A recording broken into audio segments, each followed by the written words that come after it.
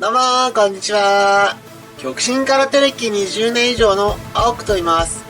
本日もそこから得られた知識や経験を皆様にお話ししていきたいと考えております。中村極真士に燦然と輝くきら星のごとき空手家。おそらくはその長き歴史においても最も知名度を誇り、そして最も偉大なる戦績を積み上げた空手家の一人であると言って間違いないでしょう。中村誠は長尾の時、ハワイで開催された日本代表極真会館チーム VS ハワイ代表チームのフルコンタクト空手対抗戦に参戦。その大会にはあの映画俳優として有名な千葉真一も出場していたということで話題になっていたといいます。その中、中村誠は前日の練習で折れた指で対戦相手の胸を叩き、2メートルほど吹っ飛ばしたという。パンチで2メートル飛ぶんだか。ウィリーのパンチでもそこまで飛んなかった。ミッシェル・ウェデルのパンチはどちらかというと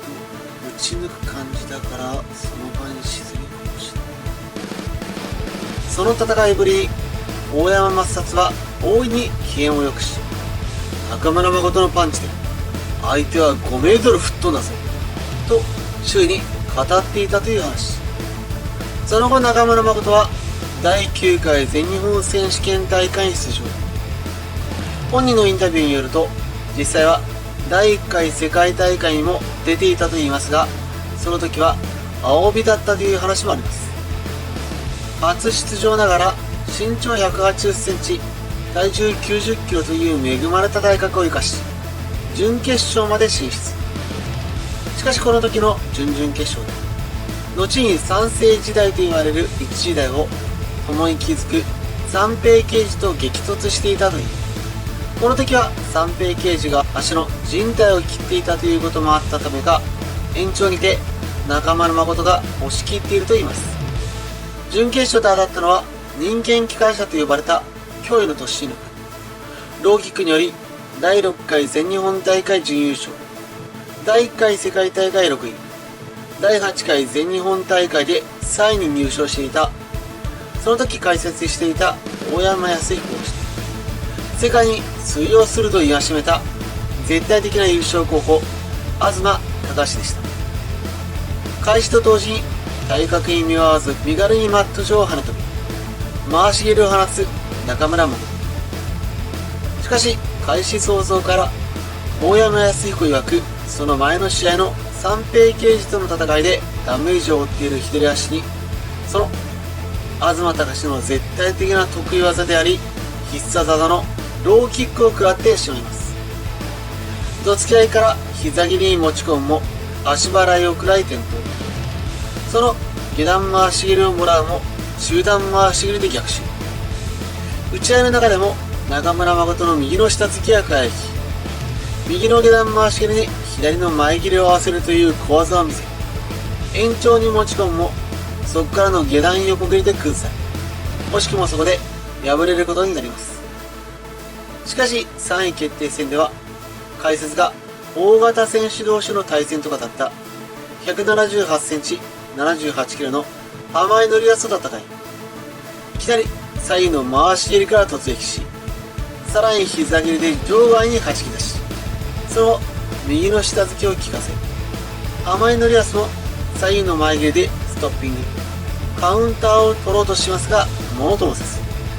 完膚なきまでの勝利を手にし3位をものにしました。その後翌年再びハワイ大会に出場を果たし、同年の11月に開催された第10回全日本空手王選手権大会に出場。この大会ではまだ2回目の出場ながら戦士宣戦を任され、その期待値の圧倒的な高さを物語っていると言えました。初戦日力学選手を相手にかなり難しいの嫌なですね。飛び跳ねて回り込む相手に対して中村誠はなんと驚きのほぼノーガード。そこから両手を上げてゆっくりと下ろし、いききなりの右、左上段回しでの連打。早っ。この体格の選手の動きじゃねえぞ、マジで。さらに、左中段回し入りからの右の下突きという黄金コンビネーション。後ろ回し切り、スイッチという相変わらずうまい小技も披露し、何度も場外に叩き出し、左正筋からの右中段回し切り。そこからステップインして全く同じモーションでの左上段回し切りが炸裂。相手はモンドに打って倒れ、顔面を押さえ、立ち上がる気配はない。恐るべき実力差を見せつけ、4回戦では伊藤選手は蹴りを受け止め下突きで返し、それを繰り返して2度目の場外付近まで行ったその時、瞬間的な右の下突きで意識が下に行ったのでしょう。その瞬間に左上段回し入れを下がった顔面に叩き込む。一瞬伊藤選手が方向感覚を失ったようにさまよい歩き、かと思ったら電話、そのままぶっと本当会場に戦慄を走らせ迎えた準決勝。対戦相手は第5回全日本大会6位、第1回世界大会3位、第8回全日本大会準優勝。現時点で間違いなく最強候補の一角といい、昨年優勝し中村誠自身も敗れている東隆にも2度勝利を収めている二宮上皇。その対決は双方真正面から衝突する形で始まり、遠心の構えの二宮上皇に対して中村誠は変わらずほぼノーカウント。左正拳、右の下突きから打ち込んでいき、左前切りでカウンターを取る二宮上皇に対して膝切りでさらに突進していく。後ろ蹴りにもお尻に前切りを合わせるというカウンターで返し、その獰猛さはとどまることを知らす。しかし徐々に二宮上皇のさばき、相手を引っ掛け回り込みながらの上段回し切りなどをもらうようになり、そして幾度目かの前切りで飛び込んだところに完璧なタイミングで前切りを合わされ、ひっくり返されての下段突きを決められ、痛恨の技あり。残念ながら惜しくも敗れることになりますが、3位決定戦では後に城南支部長となり数々のチャンピオンを育て上げる広重剛と対戦。得意の右下突きの猛威は止まらず、それに左の前切り、膝切り、上中下の回し入れも加え、最後はスイッチしての三日月蹴りが脇腹をえぐる完全なる一本勝ち。2年連続の3位を確保しました。しかしその行く末に期待をかけていた大山真里、この結果に満足せず、何かが欠けていると思ったといい、アメリカの大きい外人と練習したら何か掴むんじゃないか、身につくんじゃないかと中村誠はその後、当時最高師範であるニューヨークで指導をしていた大山茂のもとに武者修行に出されたといい、ウィリー・ウィリアムさんと共に修行を果たし、その翌年1979年5月18日に開催された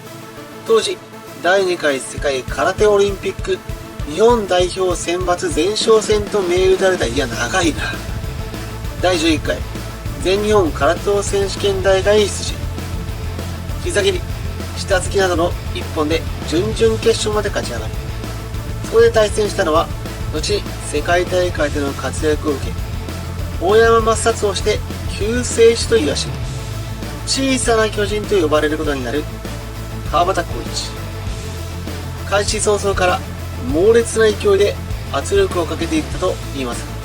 終了間際に前に出ようとしたところステップバックされ、間合いを図られ繰り出された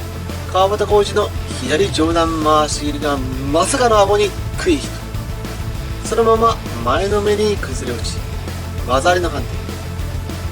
昨年の悪夢が蘇るような展開ですが、しかしパタ判定ではそれまでの構成点が考慮されたのか、パタは2本までしか上がらず引き分け。延長では逆に圧力をかけ続けての左上段回し切りで技を奪い、逆転勝利を果たしたといいます。準決勝では人間機関車東隆と再戦を果たし、開始直後から左の正拳突き、右の下突き。それに東隆も右の下突き、右の下段回し入れで答え、中村誠はそれに左の膝入れも加え、体格も一回りどころじゃないくらい大きくなっている模様で、その怒涛の突進力は筆舌に尽くしがたいものがあります。本戦延長と引き分けとなりましたが、再延長では右の正拳突きを多用。そこから掴んで引きずり倒すを繰り返し、相手に有効打を打たせず、判定3対2というまさしく白氷を生む接戦を制することになります。決勝では第9回以来の2回目の対決となる三平刑事。前切れでカウンターを取る三平刑事に対して、中村誠はそれを掴んで引き倒す戦法を入れます。アメリカで武者修行をした者同士の対決と言われ、左前切れで前に出ますが、今度はその前に出た左足に対して左の内股蹴りを合わせられます。試合巧者という意味では三平刑事に軍配が上がるかもしれません。しかし中村誠は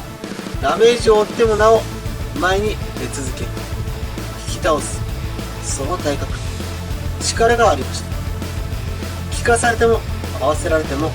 武骨に前に前に前に。旗は2本上がりましたが引き分けとなり、延長ではさらに左正拳と右の下突きで追い立て、そこに右の下段回し蹴りも追加。とにかく相手を崩して押し出すことに特化し、勝利に邁進し、それにより三平刑事が体重をかけた有効な攻撃ができなくなり、再三前切れを掴んで押し倒し、そこで試合終了。判定5対0でついに中村誠が全日本初優勝を果たすことになりました。重力豪を制す。武道の極致としてよく使われる言葉ですが、しかし実際にはその反対の言葉も存在しています。豪欲銃を断つ。実際のところ武を志す者、格闘技者などがこれを理想として端を発する者が多いのではないでしょうか。強く強く鍛え抜き、その力により相手を粉砕する。しかしいつの日か自分より力が強い者がいることを知り、直線的な攻撃では立ち向かえないことを知り、それより技を、速さを、そういった風に分岐していきます。しかし最後までその力による豪をもって自由を達する、それを貫き通せた稀有な武道家、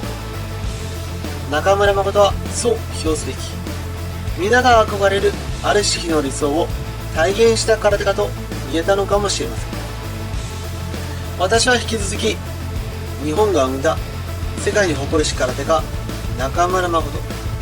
彼の活躍を皆様に紹介させていただきたいと思います。ですのでぜひ高評価コメントの方よろしくお願いいたします。本日もご視聴いただき